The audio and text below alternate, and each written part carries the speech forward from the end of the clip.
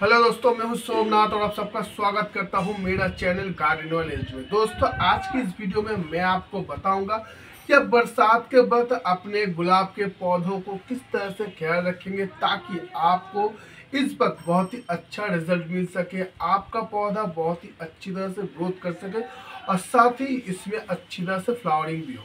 तो चलिए दोस्तों, ज़्यादा देर ना करते हुए वीडियो को शुरू करते हैं। लेकिन उससे पहले अगर आप में से कोई भी मेरे चैनल पर नए हैं तो जल्दी से जाइए, सब्सक्राइब कर लीजिए और पास में बेल आइकॉन को दबाकर ऑल पर क्लिक कर दीजिए ताकि मेरे दिए हुए हर एक वीडियो का नोटिफिकेशन आप तक पहुंचे सबसे पहले। और अगर आज की इस वीडियो से आपको कुछ भी जानने या सीखने को मिला तो एक लाइक करके जरूर जाइएगा दोस्तों। तो चलिए दोस्तों, वीडियो को शुरू करते हैं। दोस्तों, हम लोग अपने बगीचे में दो वैरायटी के गुलाब के पौधे लगाते हैं। एक है दोस्तों विलायती वैरायटी और दूसरा है देसी वैरायटी। दोस्तों, इन दोनों में देसी जो वैरायटी होता है वो पूरा साल ही अपना ग्रोथ चालू रखता है, लेकिन जो विलायती वैरायटी है वो गर्मियों के वक्त डॉर्मेंटरी पीरियड में चला जाता है और बरसात आते ही उसमें ग्रोथ आना चालू हो जाता है।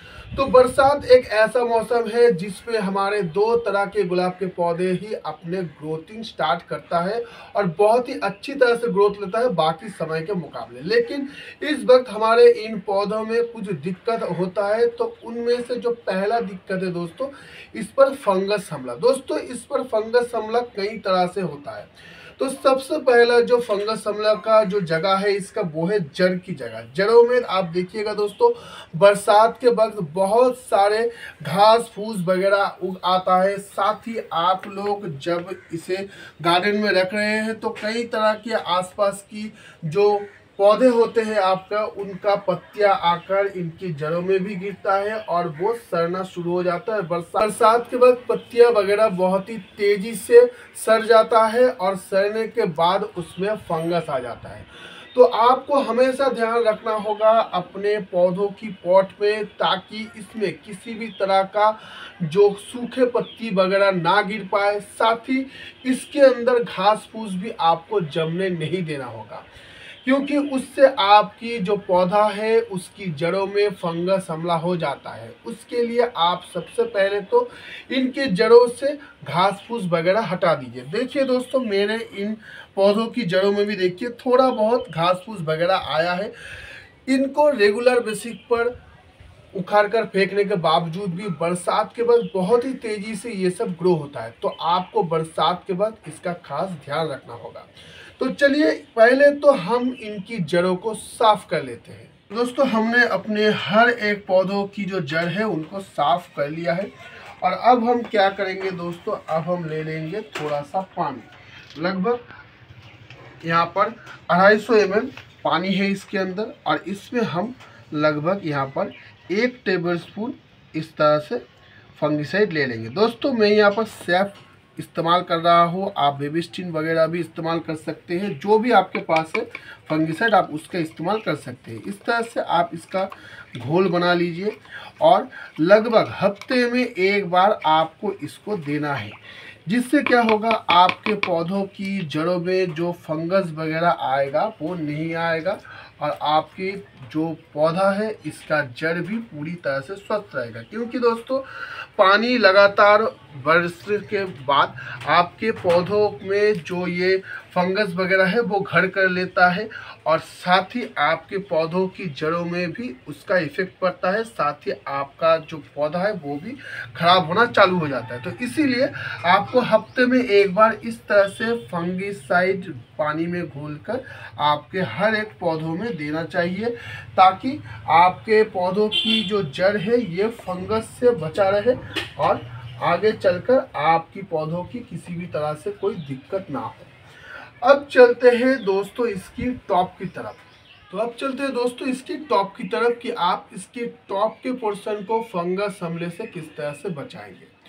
तो दोस्तों, आप इस तरह का एक घोल बना लीजिएगा, एकदम थोड़ा थिक घोल होना चाहिए जो आपके पौधों के ऊपर आप लगा सकते हैं। दोस्तों इससे पहले भी मैं आपको दिखा देता हूँ। ये देखिए दोस्तों, मैं हर समय इसी तरह से अपने पौधों को इसका लेप लगाता हूँ। इससे क्या होता है दोस्तों, आपकी पौधों की ये जो टहनी वगैरह है या फिर कोई भी नया ब्रांच आ रहा है वो बहुत स्वस्थ तरीके से आएगा, और इसकी वजह से आपकी जो ये ब्लाइंड शूट का जो समस्या है वो भी बहुत हद तक घट जाता है।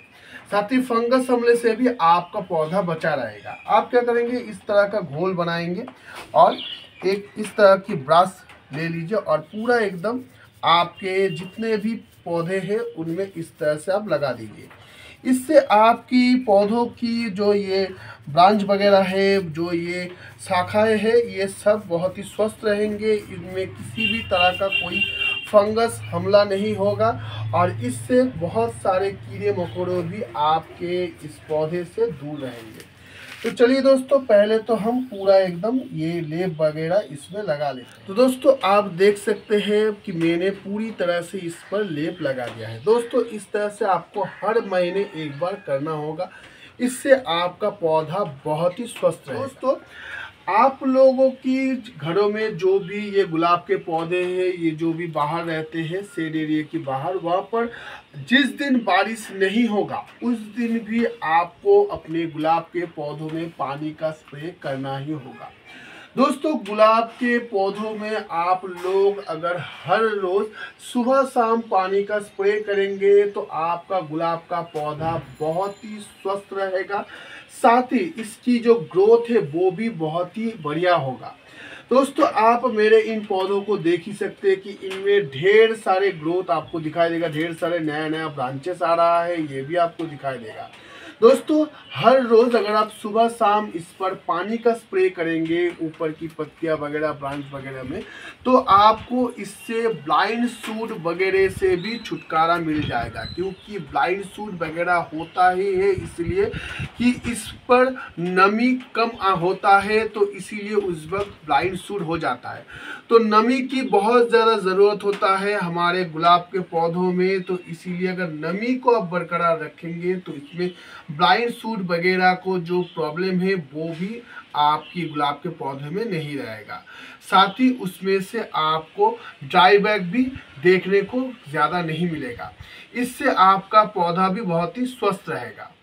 दूसरी बात है दोस्तों, इस वक्त आप अपने किसी भी गुलाब के पौधों को प्रूनिंग मत कीजिएगा, चाहे वो हार्ड प्रूनिंग हो या फिर सॉफ्ट प्रूनिंग हो। आप इनको किसी भी तरह से प्रूनिंग मत कीजिएगा। हाँ ट्रिमिंग आप ज़रूर कर सकते हैं, जैसे गुलाब के फूल आ जाने के बाद, इस तरह से फूल खिल जाने के बाद आप इनको ट्रिमिंग कर सकते हैं। इससे आपकी पौधों को किसी भी तरह से नुकसान नहीं होगा, साथ ही इसका ग्रोथ भी बहुत ही अच्छा होगा। अगर आप इस वक्त फूल लेना नहीं चाहते हैं तो कलियों को थोड़ा खिलने का मौका दीजिएगा, उसके बाद आप ट्रिमिंग कीजिएगा। क्योंकि अगर कली रहते ही आप इनको ट्रिमिंग कर देंगे तो वो ब्रांच मैच्योर नहीं होगा, और ट्रिमिंग करने के बाद उस ब्रांच से किसी भी तरह से नया ब्रांच प्रोड्यूस नहीं कर पाएगा, और जो भी आएगा वो ब्लाइंड शूट होगा या फिर वो ब्रांच अच्छी तरह से ग्रोथ नहीं देगा।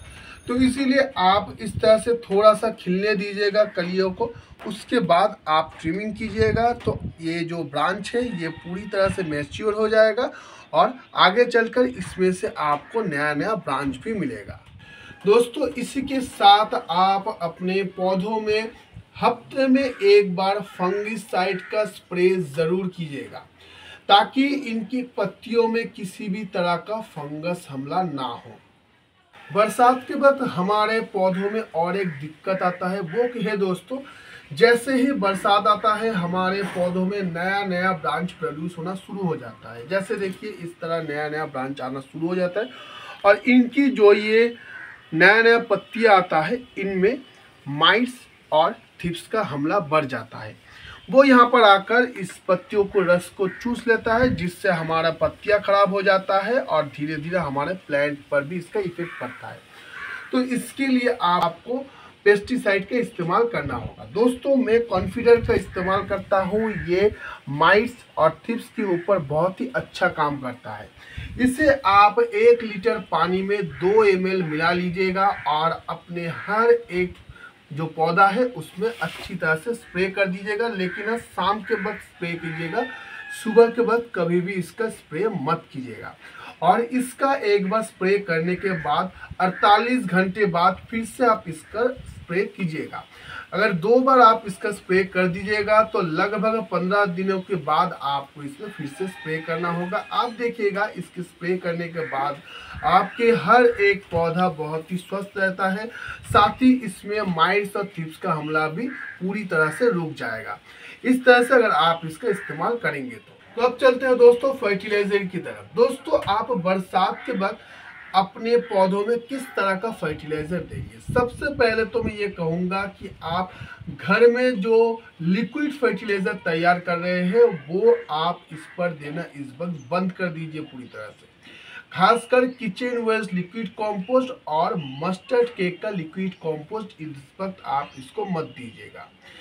इसके बदले आप इस वक्त थोड़ा सा दूसरे ड्राई किस्म के जो फर्टिलाइजर है उनका आप इस पर इस्तेमाल कर सकते हैं, लेकिन गलती से भी किचन वेस्ट इसकी ऊपर मत डाल कर रखिएगा, क्योंकि उससे इस पर फंगस हमला हो जाएगा। तो इसीलिए आप इस वक्त जो इस्तेमाल करेंगे वो बैलेंस एनपीके आप इस्तेमाल कर सकते हैं 19-19-19 या फिर 20-20-20 को आप इसके ऊपर इस्तेमाल कर सकते हैं।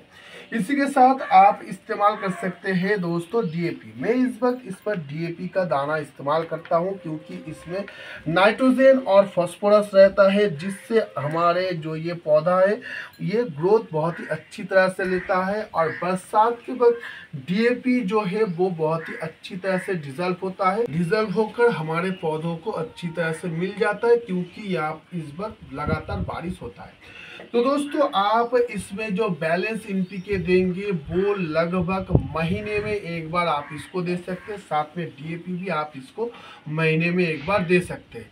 यही काफ़ी होगा, क्योंकि दोस्तों बारिश के पानी में नेचुरल रिसोर्स होता है जो हमारे पौधों के लिए बहुत ही अच्छा होता है, और इसीलिए बरसात के वक्त हमारे ये जो गुलाब के पौधे हैं इसमें ग्रोथ ज़्यादा होता है। दोस्तों इस वक्त आप अपने पौधों का ख्याल इस तरह से रखिएगा तो इसमें वॉल्यूम बहुत ही अच्छा आएगा, और सर्दी आने से पहले इस पर हल्का सॉफ्ट प्रूनिंग कर दीजिएगा तो सर्दियों में आपको भरपूर फूल मिलना चालू हो जाएगा। तो दोस्तों आज की वीडियो में बस यहीं तक, मिलेंगे हम फिर दोस्तों अगले वीडियो में। तब तक के लिए देखते रहिएगा दोस्तों गार्डन वर्ल्ड एसडी के बाकी वीडियोस को। चलता हूँ दोस्तों।